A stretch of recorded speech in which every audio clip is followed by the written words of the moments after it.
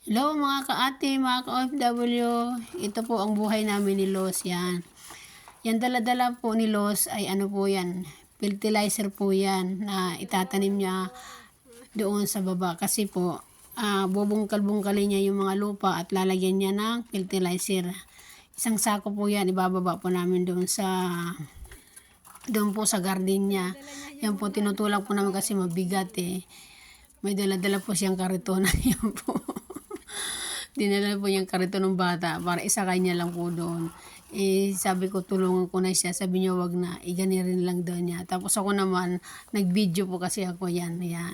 Yan po yung ginagawa namin dalawa. Pagka mayroon kaming oras na hindi pa ako nagluluto, tutulungan ko siya tanim-tanim niya. Ayan, papunta na po kami doon punta na po kami sa garden. Ayan o. Papunta po yan sa basement doon sa may garden. Ayan. Sige, baba natin. Ayan po yung ginagawa namin dito ang dalawa. Ayan ang buhay namin dito sa abroad. Ayan na po yung basement. Tapos may garden po dyan pababa. Ayan. Ayan, ang lawak po ng kanyang tataniman. Ayan na po siya. Ayan na po yung mga kanyang tataniman. Ayan. Mga ano pa po yan, mga maliliit na mga gulay, mga binibinhi pa po niya yan. Ganyan o. Binhi po muna, tapos yan, bubungkal-bungkalin niya yan, tapos ilalagyan ng fertilizer. Ayan, ilalagyan niya ng fertilizer. Ayan na siya. Yan. Sige, panoorin po natin kung ano ginagawa niya. Yan, ganyan siya kasi pag magtanim-tanim, di ba?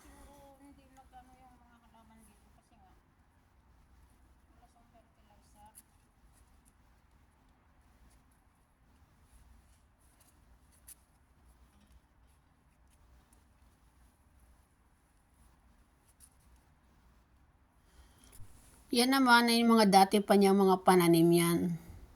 Dadagdagan niya lang po yung mga pananim. Kaya siya may mga tusok-tusok para hindi po pasukin ng mga alaga namin, mga pusa. Yan, makinis ng lupa. Tiyaga-tiyaga niya yan, lagyan ganyan. Tapos sa kanya nilalagyan ng fertilizer, tapos sa kanya tataniman. Ayan po siya. Ganyan po siya katyaga garden eh.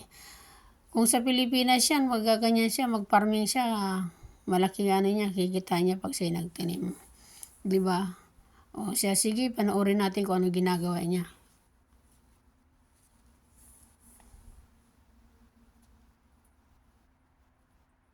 Yan, hanggang doon po yan, Yan, ang haba niya, ang kanyang taniman. Oo. Matyaga siya magtanim kasi marami siyang oras. At ayun naman ako, paduyan-duyan naghihintay sa kanya. Pinanood ko siya, ayun. Di ba?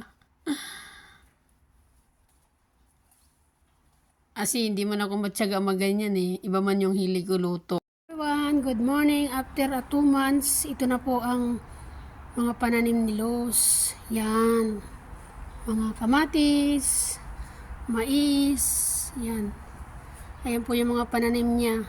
Kung dati, binubungkal-bungkal lang yan. Nalagyan namin ng fertilizer. Ngayon, ito na po siya. After 2 months po. Yan na po siya. Yan, may bunga na yung kamatis niya. Pagtsatsaga niya po yan. Sa kanyang pagtsatsaga po yan. Yan. Meron din spinach. Yan. Marami po siyang mga tanim dyan na maliliit. Yan. Tsaga-tsaga lang siya dyan. Pagtatanim-tanim niya. Yan po. Siya, salamat po. God bless everyone. Maraming salamat. Sana nagugustuhan niyo po ang aming mga video. Thank you so much po everyone. Bye-bye.